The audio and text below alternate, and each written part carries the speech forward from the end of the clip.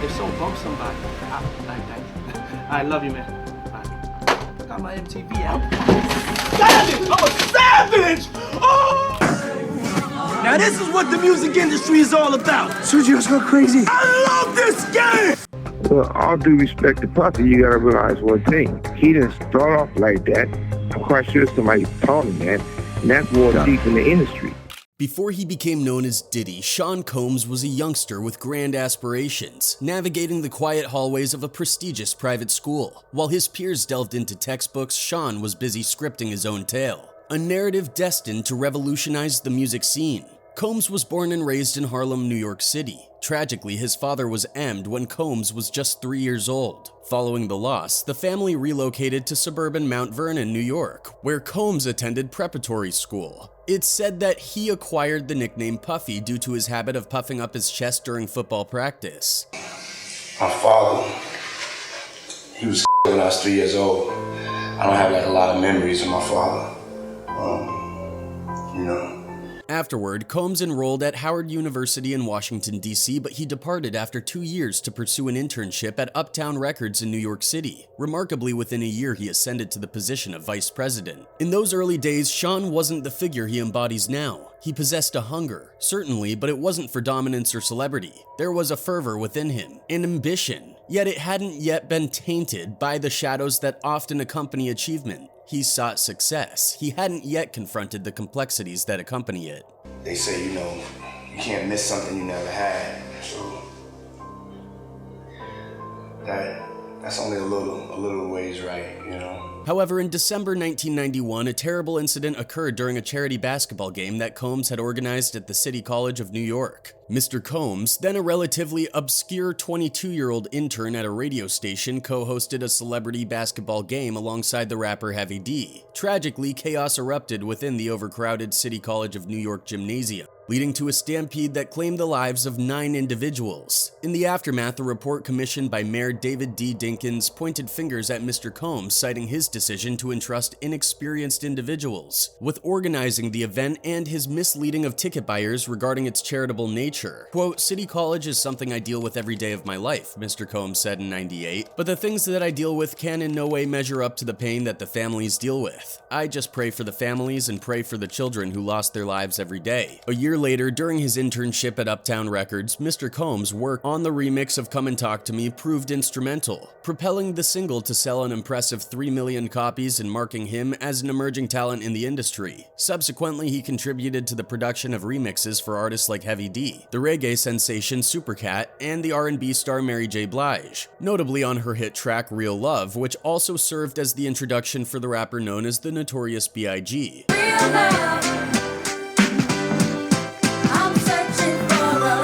Was merely a youth with dreams that sparkled like stars in his eyes. The portrayal of him as a monster today does not capture the essence of who he was then. Initially, he was just like any of us, striving to carve out his path. But somewhere along the journey, a transformation occurred. Something inside him warped and twisted, altering his trajectory. In '93, Combs faced dismissal from Uptown Records, prompting him to channel his efforts into establishing his own label, Bad Boy Entertainment.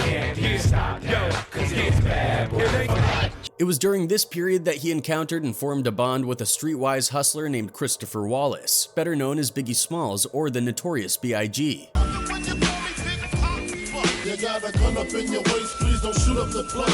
1994, Wallace had ascended as a rising star in the rap scene, and Combs had orchestrated a lucrative $15 million deal to transition Bad Boy to Arista Records, solidifying his growing reputation as a rap impresario and business magnate within the industry. Tragedy struck in the spring of '97 with the end of the Notorious B.I.G., leaving a profound impact. Combs' debut album, No Way Out, released that summer under the alias Puff Daddy, featured the Grammy Award-winning single I'll Be Missing You, a poignant tribute incorporating the voice of Wallace's widow and the melody from The Police's Every Breath You Take.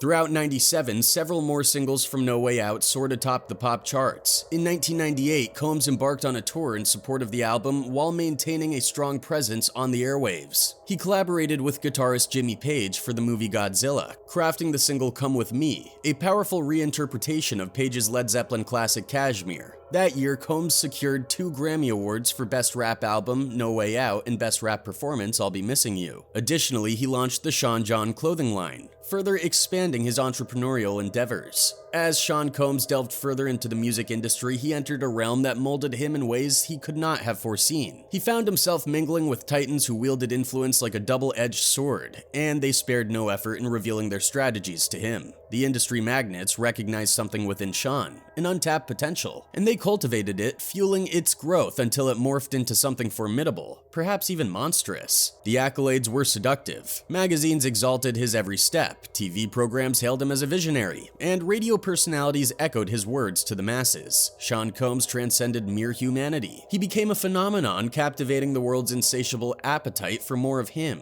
From wild freak-offs to leading S companies, he allegedly did every possible heinous crime. Each accolade, every endorsement, fortified Sean Combs further. He became impervious, a sovereign in his domain, and those in his orbit bent to his command. Lil Rod, aka Rodney Jones Jr., spilled the beans in a federal court complaint filed in New York. He's accusing Diddy of being all forceful and demanding, pushing him into sketchy activities with escorts and dealing with constant unwanted touching down there. According to Lil Rod, Diddy's running a crazy world filled with cash, power moves, and shady stuff. He's claiming possible messed up rituals, humiliation, and getting shortchanged over 50 grand for his work on the Love record that dropped on September 15th, 2023. Dang, Diddy can't seem to catch a break from these legal storms. The new allegations against Sean Diddy Combs, a music producer, is accusing hip-hop mogul of assaulting him and forcing him to have with prostitutes.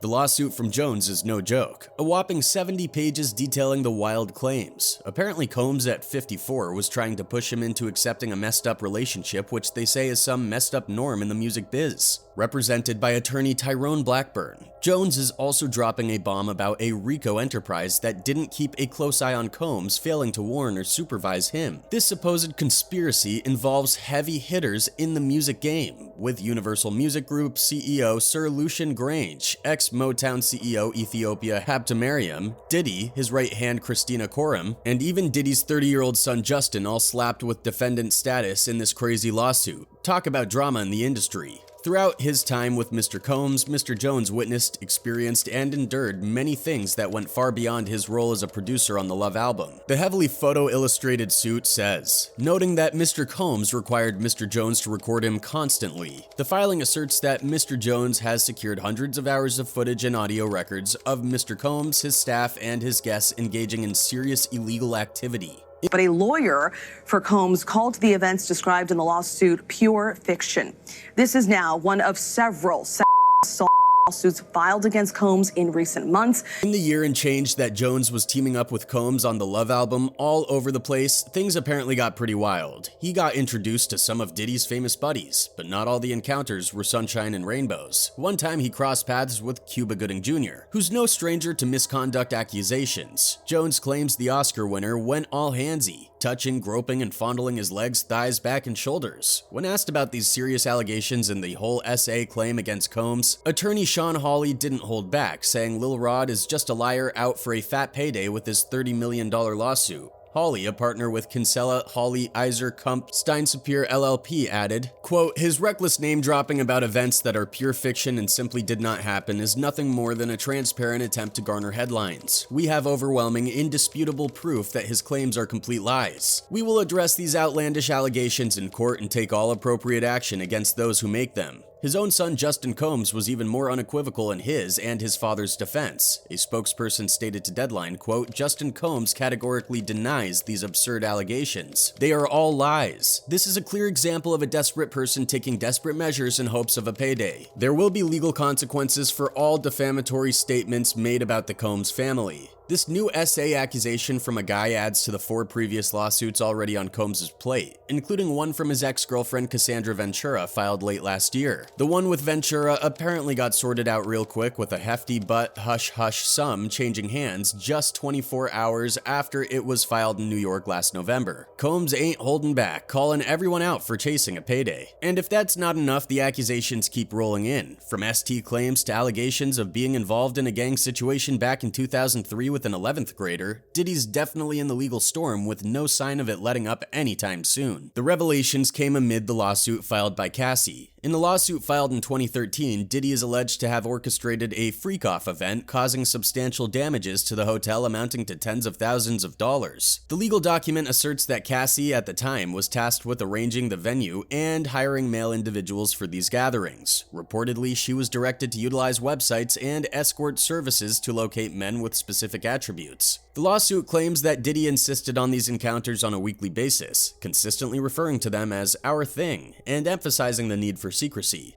We're gonna give you this, but you gotta cut this part out. Cassie asserted that the alleged freak-offs frequently occurred in hotel suites with venues ranging from the Trump International Hotel in Columbus Circle to La Hermitage Beverly Hills, the London Hotel in Los Angeles, and various intercontinental hotels across the country. According to her claims, Diddy's assistants were purportedly involved in facilitating these events by supplying items such as baby oil and lubricant. The lawsuit states, quote, Mr. Combs always supplied Miss Ventura and the S-worker with copious amounts of D before and during the FOs. Miss Ventura was given ecstasy, C, GHB, ketamine, M, and A in excessive amounts during FOs, which allowed her to disassociate during these horrific encounters. It became commonplace to get IV fluids in the days after an FO to recover from the excessive substances pushed upon her. She claimed Diddy would ask her to pour excessive amounts of oil over herself before he instructed her and the S-workers what to do. Mr. Combs would say things like, grab that big black D, and ask her how does it feel as he directed her to perform for him, the lawsuit states. Diddy allegedly used his phone, laptop, and tablet to film the freak-offs, treating it like a personal art project and adjusting the light. In a recent interview, Gene Deal has revealed some of Diddy's preferences. According to him, Cassie claimed that Diddy had coerced her into scouring the internet for male S-workers, specifically those well-endowed, for their intimate encounters. The salacious details hinted at a darker side of the music mogul, shrouded in secrecy and hidden desires. In this lawsuit that, Diddy, he enjoyed watching her get smashed by BBCs.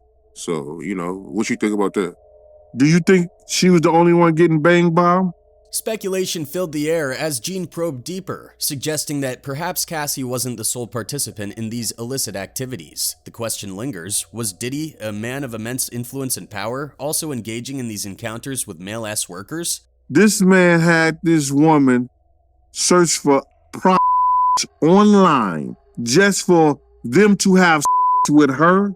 The ambiguity of masquerade masks worn during these escapades added an extra layer of mystery, making it challenging for Cassie to identify those involved. Gene revealed that he used to wear masks so that no one can know him or accuse him, and ultimately he can enjoy the acts without any disturbance. Cassie, who searched for the big black, and she was searching for the big black not only for herself, but for somebody else who we all know that was in the room with her. The conversation took a turn towards the alleged censorship and editing of the lawsuit's content before reaching the public eye. Gene has hinted at a more extensive narrative, suggesting that certain elements had been carefully omitted, leaving the fans in suspense about the undisclosed portions of the scandal. Whispers of industry secrets echoed through the interview as the conversation touched upon stories that had circulated for years. Diddy's purported attempts to involve other celebrities like Chris Brown and the members of the group B5 in similar activities painted a picture of a music industry plagued by hidden vices. So the lawsuit portrays a bleak pattern of A, violence, and SH that endured until the relationship ultimately ended in 2018. She said in a statement to The Times that after years in silence and darkness, she was finally ready to tell my story and to speak up on behalf of myself and for the benefit of other women who face violence and A in their relationships. A representative for Combs, who goes by multiple monikers such as Puff Daddy, P. Diddy, Diddy, and Love, strongly denied the allegations, labeling them as offensive and outrageous. The spokesperson insisted that these accusations emerged after Ventura allegedly sought a purported $30 million settlement from the mogul. And Cassie, whose real name is Cassandra Ventura,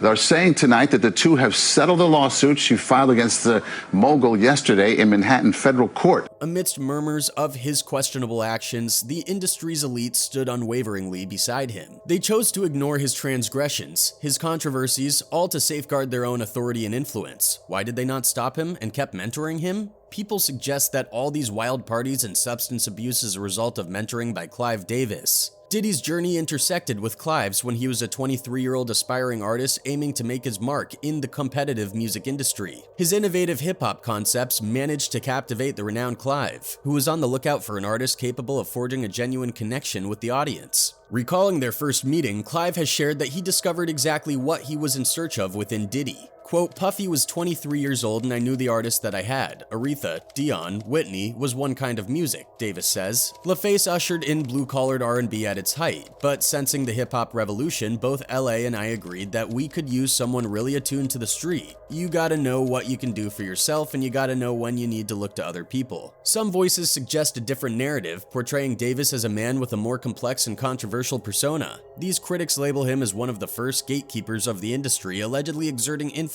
through manipulation and a calculated demeanor. Such claims paint a picture of a cold-blooded operator who wields power behind the scenes, orchestrating moves that go beyond the public eye. He needed her back, but he needed her back and under his control.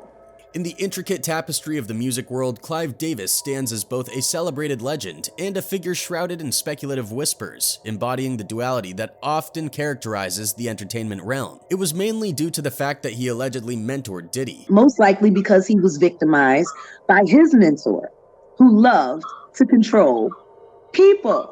What propelled a 23-year-old emerging star to the zenith of the music industry in an astonishingly brief span? The key might rest in his intimate connection with a prominent music figure, Clive Davis. While Clive has garnered acclaim for his musical productions, he now finds himself at the center of conversation surrounding his romantic endeavors. Following 2 marriages and subsequent divorces, Clive embarked on a voyage of self-discovery, exploring the possibility of being attracted to men as well. She had never publicly talked about was the fact that you'd had a relationship with a man and then several men.